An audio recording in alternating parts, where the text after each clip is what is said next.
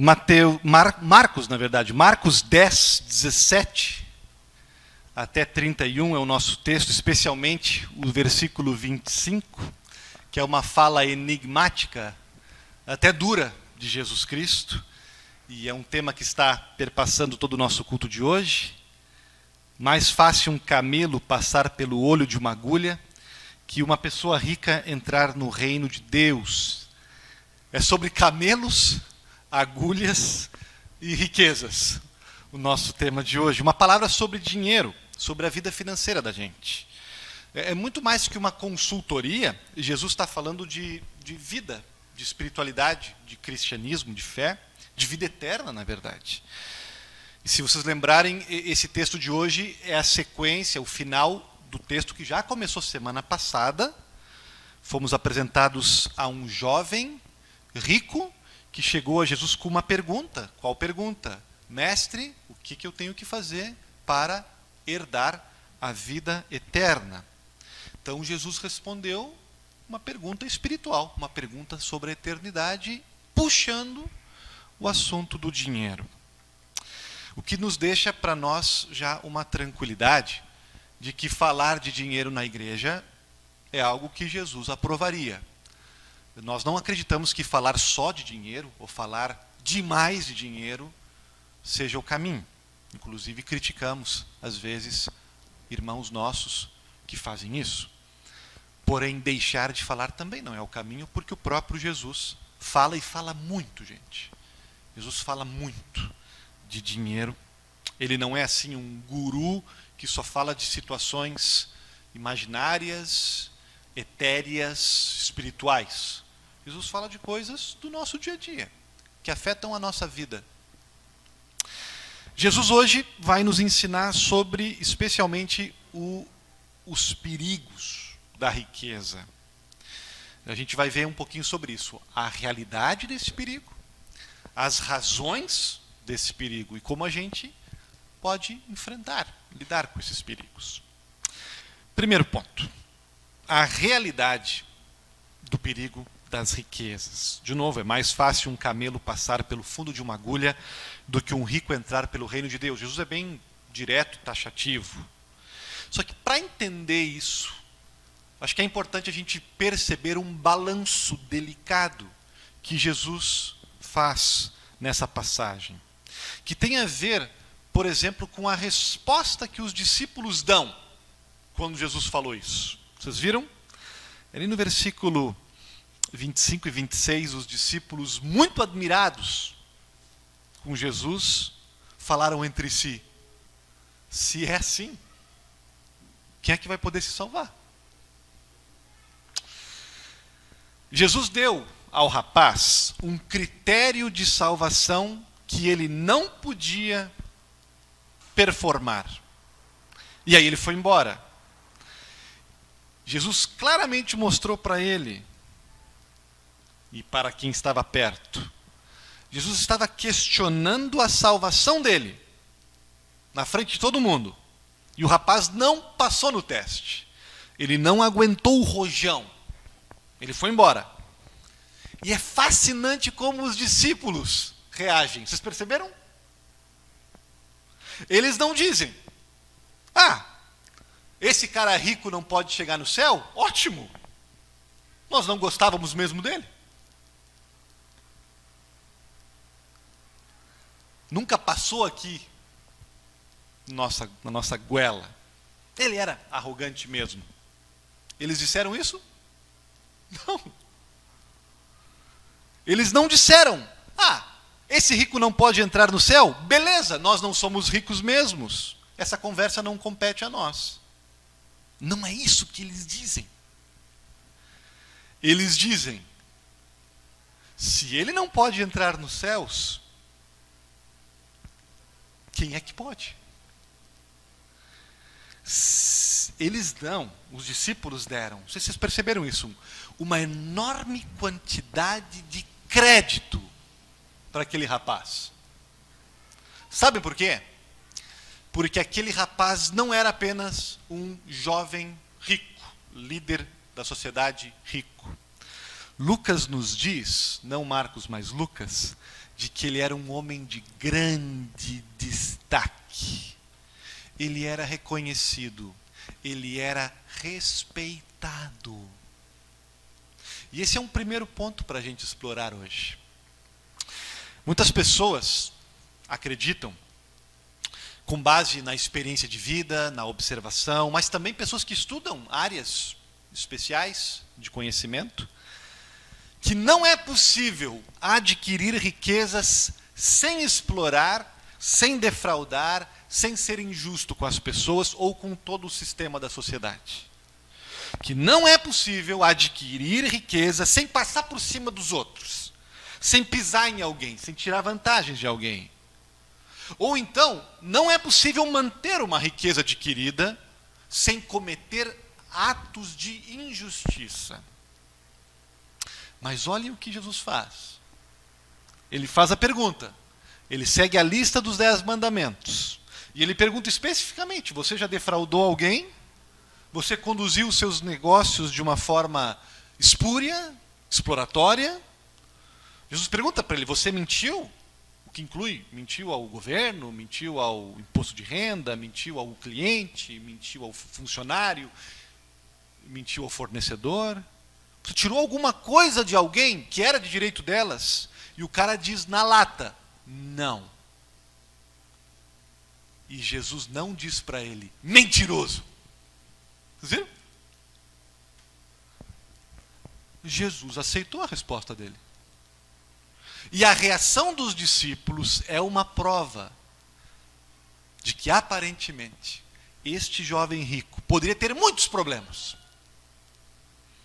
mas ter adquirido a riqueza dele através de falcatruas e explorações pode não ter sido um deles. O que nos daria uma tese, gente, que é possível sim enriquecer de forma legítima, honesta e abençoada por Deus, como nós já vimos em alguns casos da própria Bíblia, o Antigo Testamento, os patriarcas Abraão, Isaac, Jacó, o próprio José no Egito.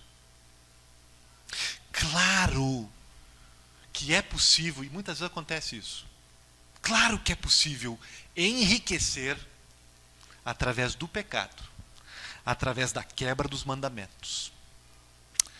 Mas assim como alguém pode ficar rico através do vício, alguém também pode ficar rico através da virtude.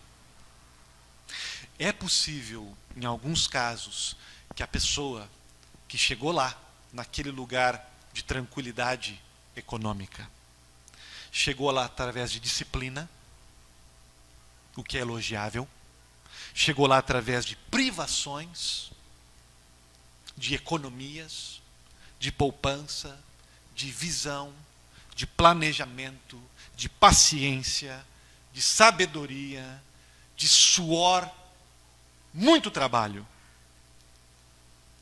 e fruto da bênção de Deus.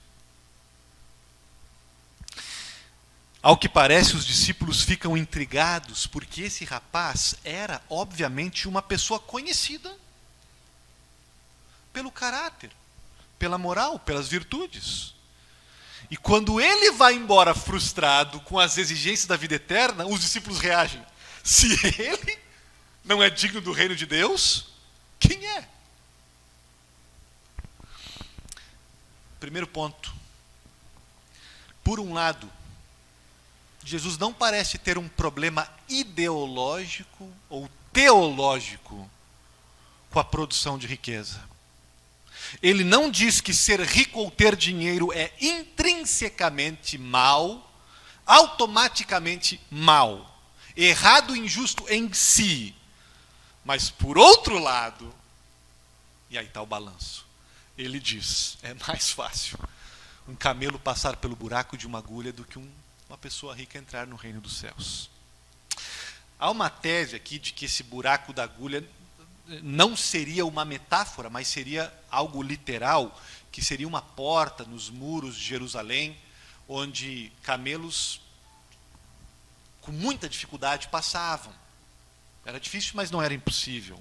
Então, tem uma outra tese que questiona a própria tradução da palavra agulha, ou a própria palavra camelo, em aramaico, não em grego, mas em aramaico, que de certa forma flexibiliza essa tradução, dizendo assim, não, Jesus não disse que era impossível um rico entrar, ele só disse que era difícil. Cremos que não, creio que não. Creio que Jesus usou aqui uma frase, um ditado, do mesmo tipo que nós temos, assim, sabe, nem que a vaca tussa, sabe? Por cima do meu cadáver, só assim.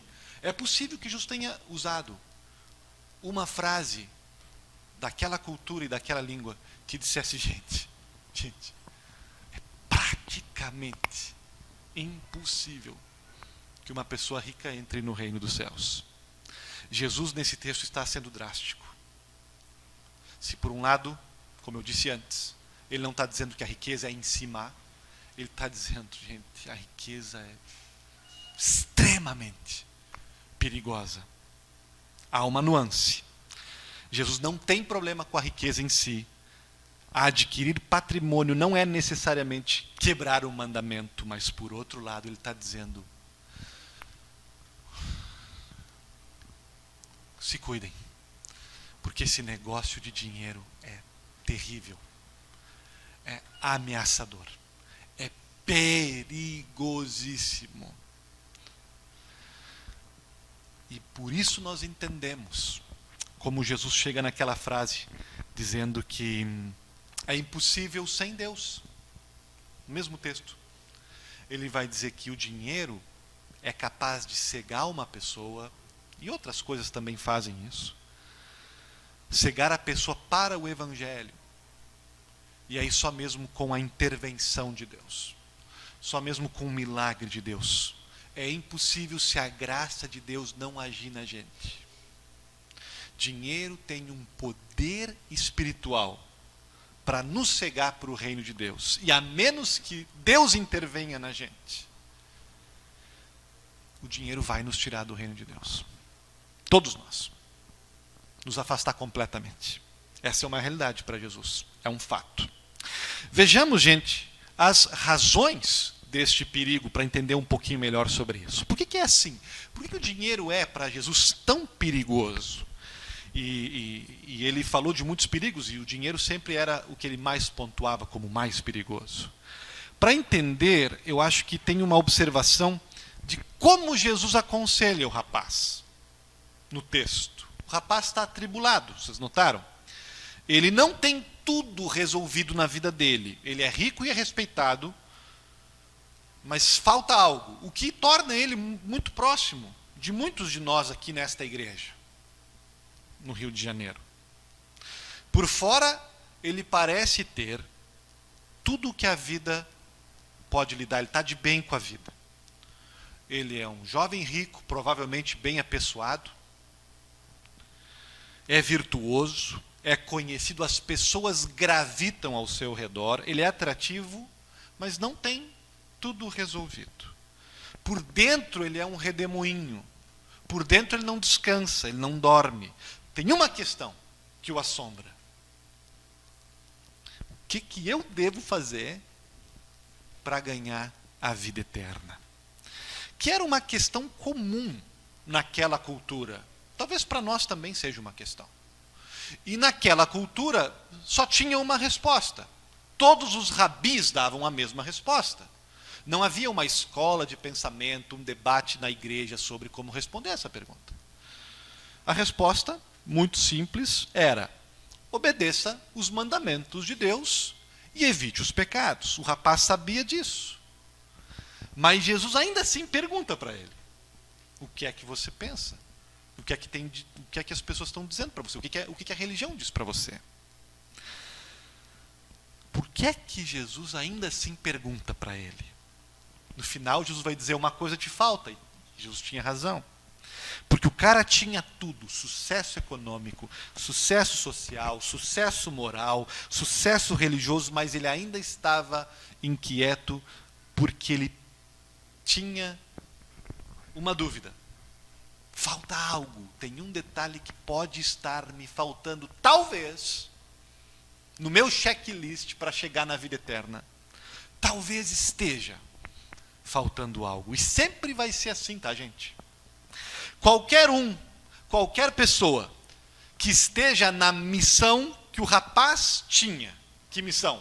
Fazer alguma coisa para ganhar a vida eterna. Qualquer um. Que para conseguir a vida eterna, está se esforçando, está lutando, está com um checklist ali. O que falta? Que está tentando chegar, conseguir o acesso aos céus pelas próprias unhas, com os meus méritos. Qualquer um que faça isso, não importa o quanto trabalhem, o quanto suem, sempre vão se encontrar no final do dia, no final da semana, no final da vida, nesse lugar de vazio, com uma pergunta. Talvez esteja faltando algo. Talvez me falta algo. Como saber se o que eu fiz é suficiente? Isso é muito verdade aqui, por exemplo, na zona sul do Rio de Janeiro. Você encontra muitas pessoas que por fora parecem ótimas. E estão, de repente, na mesa de um bar ou perambulando por um shopping bem maquiados, nariz em pé, sabe? Super bem na aparência. Mas por dentro estão em redemoinho, buscando desesperadamente por respostas de gurus religiosos, porque talvez está faltando algo.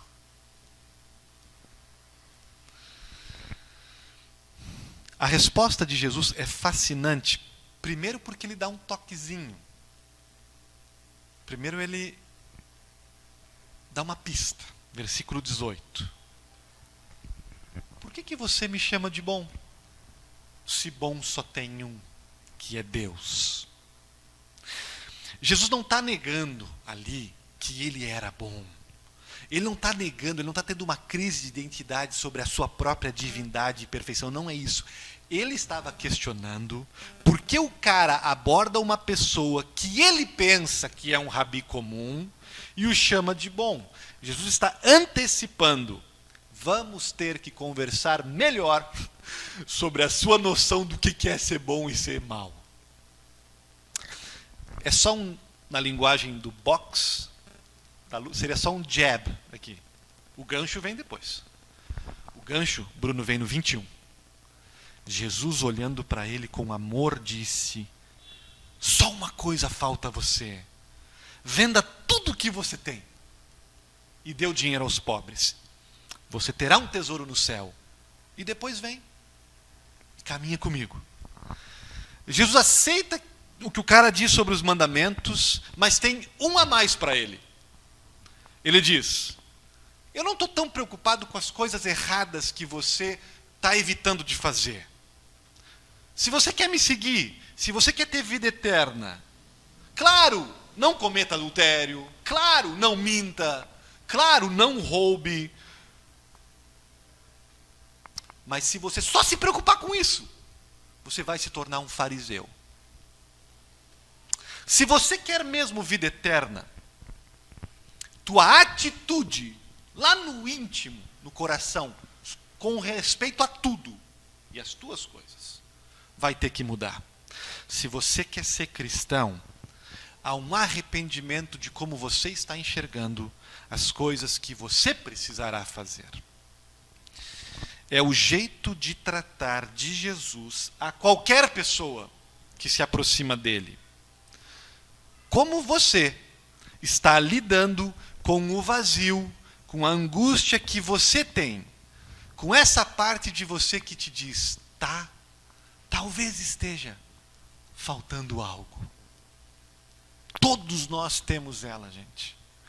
Todos nós, no fundo, sabemos que não somos bons o suficiente, que não temos suficientes condições de pavimentar o nosso caminho para a vida eterna, que não vai ter jeito de nós conquistarmos ela por nossa própria conta. Como é que você está lidando com esse vazio quando essa angústia te aborda? Todos nós temos algo na vida que a gente usa para lidar com esse vazio. Alguns de nós estamos desesperados tentando transformar o nosso patrimônio material em tesouros espirituais para lidar com a nossa pobreza interior. Alguns de nós estamos desesperados tentando transformar o nosso corpo, a nossa beleza estética em beleza espiritual, para lidarmos com a feiura dentro da gente. Alguns de nós estamos lidando com o sucesso profissional, com o conhecimento acadêmico intelectual, ou através de romances e relacionamentos. Estamos desesperados de preencher o vazio e responder a pergunta: o que está me faltando? O senso de que eu não sou adequado o suficiente, o senso de alienação, de exclusão, de indignidade que todos nós temos. Todo mundo está tentando alguma coisa. Você, rapaz de Jesus, está fazendo isso com o teu dinheiro, com a tua carreira, com o teu status socioeconômico. E como resultado disso, você se tornou orgulhoso por fora, arrogante por fora no trato com as pessoas e nervoso por dentro, apavorado com o que pode acontecer com você se você perder esse dinheiro. E é isso que está te distanciando de Deus. Você pode até não ter pecado em juntar esse patrimônio, mas a relação que você tem com ele hoje está te afastando de Deus, porque você está olhando para Deus como seu chefe, como seu exemplo, mas não como seu salvador. Esse lugar de teu salvador, tu deu para o dinheiro. E eu posso, de Jesus, provar isso para você. E Jesus prova para ele. Jesus diz para ele: eu quero que você imagine aqui. Imagine uma coisa. Imagine agora a tua vida sem a tua tábua de salvação, sem o teu dinheiro. Imagine todo ele transformado em oferta e doação. Imagine os fundos de investimento, os bens raízes, dinheiro da poupança, carro, tudo entregue. Imagine, você agora é apenas um João ninguém. Somos agora apenas você e eu. É suficiente para você? É assim que a gente herda a vida eterna. O que aconteceu com o rapaz? Não passou no teste. Ele, porém, contrariado com esta palavra, retirou-se triste, porque era dono de muita coisa. A palavra que temos no texto é muito mais forte que triste. É a palavra para enlutado. O que Marcos escreve é que ele ficou chocado. Ele experimentou a dor, o medo mais profundo que alguém pode experimentar.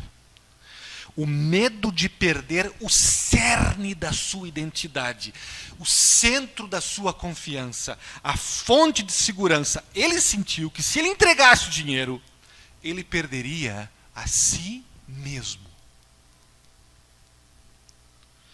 Essa palavra, ela aparece em outros lugares da Bíblia, não muitos, mas ela aparece. E num lugar que ela aparece, é quando Jesus está no jardim do Getsêmani, antes de morrer. Sabe? Apavorado, naquela hora, prestes a se entregar na cruz. No momento mais dramático de sua vida.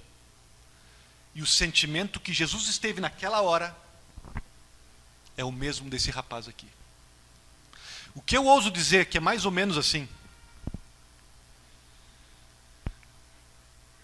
O medo que Jesus sentiu de perder o seu pai, que era a coisa mais importante para ele, foi o medo que esse rapaz sentiu se ele doasse o dinheiro dele. O dinheiro significava para aquele rapaz o pai, o centro, o coração de sua existência. E Jesus diz para ele, uma coisa é ter Deus como um patrão, Deus como guia, outra coisa é tê-lo como pai, como salvador. E para herdar a vida eterna, ele vai ter que ser o teu salvador. Colocar no lugar dele qualquer outra coisa para lidar com a tua insegurança, com a tua sensação de vazio, é colocar fora a tua vida eterna. Jesus está dizendo, se você quer ser um fariseu, então segue vivendo a tua vida como tu está vivendo, fingindo cumprir os mandamentos. Mas se você quer ser salvo, é hora de entregar isso que você tem colocado na tua vida, no lugar de Deus, no lugar de salvação. Doe tudo, a partir de agora, só você e eu, caminhando juntos. É suficiente para você? E essa é a razão, gente, porque o dinheiro é tão perigoso. Porque o dinheiro facilmente se torna o salvador da gente. Por outro lado, o problema não é só dinheiro. Porque tem gente que não tem dinheiro, mas usa sua beleza exterior. O seu conhecimento, seu casamento, sua família, sua arte, sua religiosidade, e bota isso no lugar do dinheiro e bota isso no lugar do seu salvador. O estrago é o mesmo. Quando a gente não reconhece que será somente através da graça, somente se Deus for o Salvador, aqueles que não reconhecem isso, que nenhuma salvação é feita na base da unha, que sem Deus é impossível, a gente não herda, a gente não chega. Quem herda são aqueles que sabem que para eles é impossível, que a salvação terá que ser um milagre, uma intervenção, contra todas as odds, contra todos os meus méritos. Cristo vai ter que me salvar sem minha ajuda. Porque se depender 1% de mim, eu estou perdido. Qualquer coisa que a gente coloque no lugar desse Jesus que faz o trabalho para nós, de salvação, faz o estrago e nos tira a vida eterna. Mas Jesus está dizendo, o dinheiro está no topo de tudo que pode afastar alguém. Abre o olho, porque o dinheiro é o mais terrível. Tem um poder inigualável de te afastar do Evangelho. Por isso é muito importante a gente seguir nessa conversa e buscar caminhos de como a gente pode enfrentar esse terrível perigo à nossa espreita. Eu vou dividir essa parte final em 3. Vamos falar de raiz, de tronco e de folhas. A raiz é lá embaixo, lá no íntimo, lá na confiança. O tronco, saindo disso, é as nossas atitudes, a nossa postura. E por último também no âmbito prático das folhas, das ações práticas que a gente pode fazer. Primeiro, gente, o mais fundamental é a raiz. Como é que a gente lida com a raiz do perigo que o dinheiro representa para a gente? Notaram um negócio interessante? Jesus, quando fala com o rapaz, diz o texto que ele olha para o rapaz cheio de... Quem lembra? Cheio de amor. Por que Jesus olhou para aquele rapaz rico com o coração amolecido de amor? Ah, pastor, deve ser porque Jesus era uma pessoa amorosa. Ele era assim com todo mundo. Verdade. Mas esse detalhe no texto de que Jesus tem olhado com amor aparece raras vezes na Bíblia. E quando aparece, é para a gente olhar, aqui tem alguma coisa especial. Pastor, talvez é porque Jesus olhou para ele e ele falou que ele cumpria tudo e ele, de certa forma, tinha razão e Jesus se sensibilizou com as palavras dele. Não. Por que então, pastor? a gente, como luterano, vai dizer a dica é o contexto. Às vezes é o contexto imediato, mas às vezes é o contexto amplo. O que é o contexto amplo? Cada história bíblica é um ato de uma peça maior. Cada história bíblica é um capítulo de uma história maior. Qual é a história maior? Provavelmente, Jesus, naquele dia, olhando para aquele jovem, estava pensando na história maior. E como é que é a história maior? Márcia, ano passado, estudando a história, provavelmente Jesus estava pensando assim: eu também sou um jovem, também sou um rapaz de 30 anos, eu me identifico com ele. E não apenas na idade, mas eu também sou um rapaz rico, extremamente rico, muito mais rico que qualquer um possa imaginar. E a Bíblia não deixa dúvidas disso, da divindade de Jesus, da glória, da riqueza de Jesus. Paulo chega a dizer: Jesus, em sendo rico, se fez pobre, para que nós pudéssemos, a partir disso, ganhar a riqueza dele, sendo contada ao nosso favor. Do coxinho onde ele nasceu, no estábulo, até a cruz, Jesus abdica de incrível riqueza pela nossa salvação. Então Jesus está ali olhando para aquele cara e se enxergando. Eu sou um jovem reconhecido, famoso. Eu sou um superintendente, não apenas dessa região, do mundo inteiro. Eu tenho riquezas para além do que você jamais sonhou.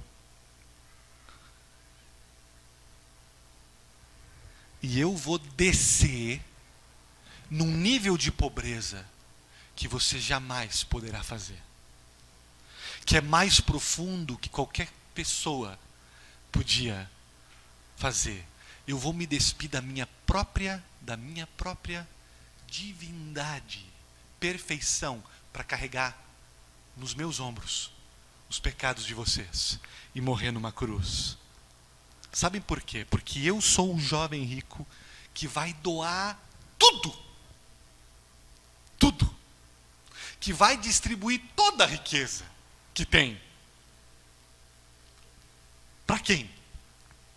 Para nós, para vocês. Por vocês, por nós que hoje somos pobres coitados, para as pessoas que estavam completamente empobrecidas espiritualmente, perdidas, Jesus vem como um jovem rico e entrega tudo para nos salvar, para nos dar uma chance, tudo para nos devolver a vida eterna, o Pai de novo para nós. E é agora que a gente pode, olhando para isso, seguir o seu exemplo.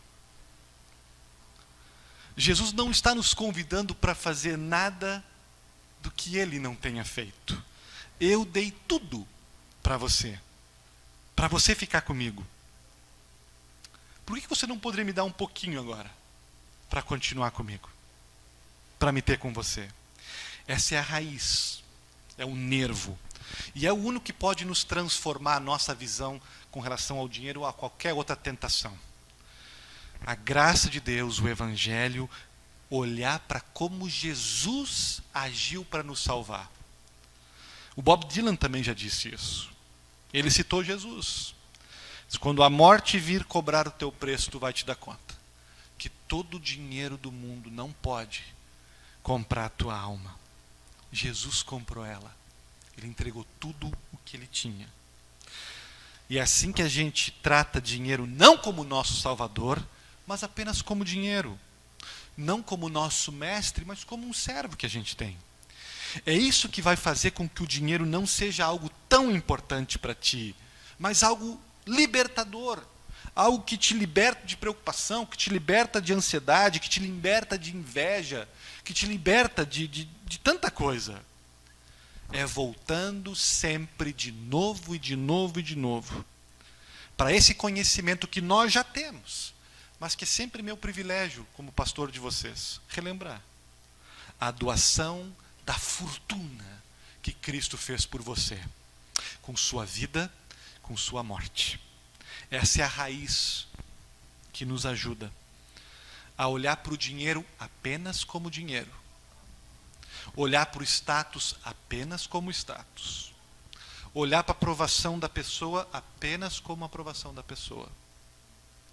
Essas coisas não te tornam você. Pode pegar ela e pode soltar. Pode viver um período de vacas gordas, glória a Deus, e pode passar por um período de vacas magras também, glória a Deus, porque elas não te definem.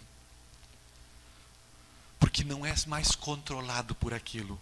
Porque tens contado a teu favor uma riqueza, um amor, uma doação do rapaz mais rico do universo, sendo creditado diária e abundantemente na tua conta. Graça e mais misericórdia, e tudo o que tu precisas. Essa é a raiz. E agora o tronco, pastor.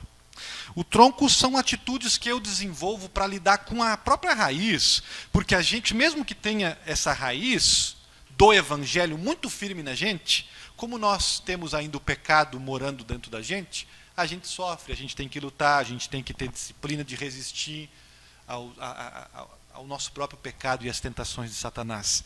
E aí atitudes são importantes. O que eu estou falando aqui, gente? De resistir a tudo que é ruim, que o dinheiro traz. Por exemplo, inveja. Você se encontra olhando ao redor, olhando para as pessoas que têm mais dinheiro que você, que aparentemente estão numa posição melhor financeiramente falando. Apesar de você ser uma pessoa trabalhadora, batalhadora, esforçada, se isso te incomoda, te deixa ressentido, te deixa invejoso, o dinheiro está ocupando um lugar que não deve no teu coração. Aqui uma atitude é chamada a ser desenvolvida por você.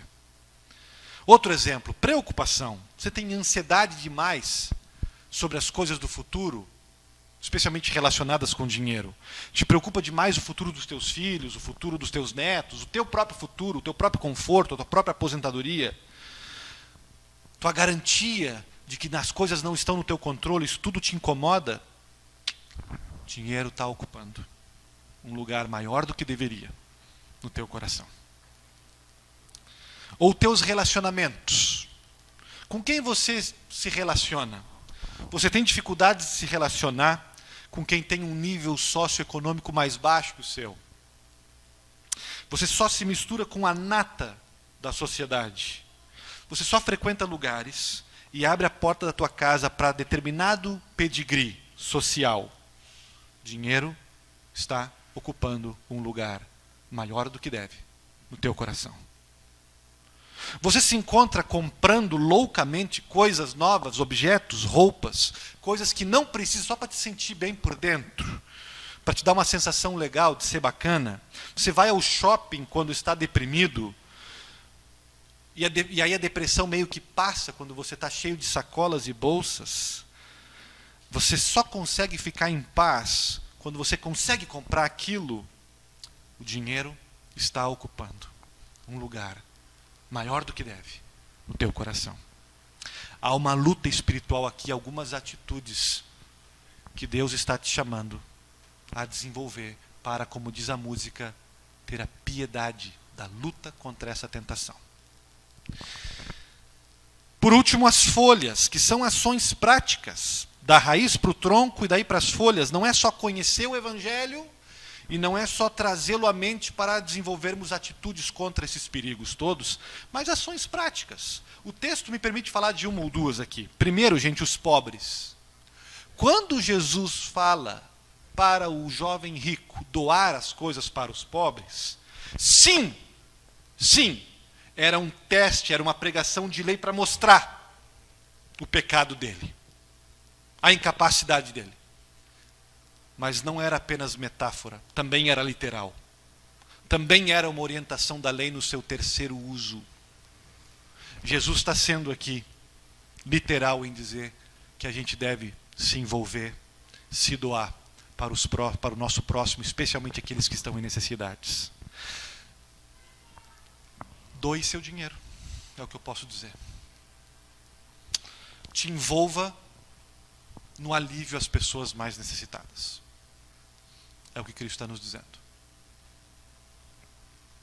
Jesus e o cristianismo nos incentivam a isso.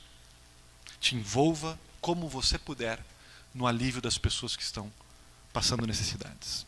Segundo, pensando um pouquinho aqui em termos de ofertas, né? Esqueça um pouco as ideias legalistas relacionadas ao percentual. Tenho que dar tantos por cento.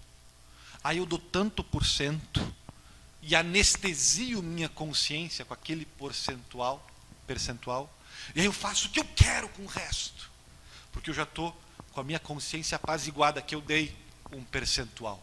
Esquece um pouco disso. Por quê? Porque Jesus disse no texto que ele deveria dar quanto? Tudo. E no capítulo posterior, ele fala com Zaqueu, em Lucas, ele vai dizer para Zaqueu, dá metade. Ou seja, é quanto, pastor? É 10% como o Antigo Testamento, ou é tudo, ou é metade? E Jesus está dizendo para nós, não te fixa tanto na paranoia do percentual. Cada caso é um caso. Cada situação é uma situação. Mas tenha em mente, que até você estar pronto, preparado, para te despir e doar e não ficar preso num percentual, e aí fazendo o que você quer com o resto, não é o caminho de reflexão sobre ofertas. Por último, a cruz na verdade é o padrão, gente. Em última instância, Jesus está dizendo para nós, te sacrifica. O meu sacrifício, a minha doação para você é uma cruz, é um sacrifício. Tua atitude, tua relação relacionada ao dinheiro encontra o critério máximo na cruz. Quão mais impactado, sensibilizado, agradecido, transformado você é pela cruz, assim você vai viver a sua vida de doação e de oferta. Oferte até aquilo se tornar uma cruz. Um mini sacrifício para você. Até aquilo te apertar, sabe? De certa forma, até mexer com o teu orçamento, até alterar teu lifestyle, até tornar-se primícias, primeiros frutos, primeiro corte, como Abel fez, não o resto, como fez Caim. Quanto mais dinheiro nós temos, como cristãos, maior será a discrepância entre o estilo de vida que eu poderia financiar para mim e o estilo de vida que eu levo. Sacrificialmente é o caminho da nossa doação e da nossa oferta. Generosamente, sim, mais que isso. Cruz como paradigma, sacrificialmente. É o que a gente deve, é o que a gente pode. Jesus nos deu essa possibilidade, esse presente, esse poder, para nos afastar das pessoas e das tentações que querem nos carregar para o amor ao poder e para o amor ao dinheiro, e nos aproximar dele, do Pai e dos irmãos e irmãs que estão buscando uma vida de doação generosa e sacrificial. Amém.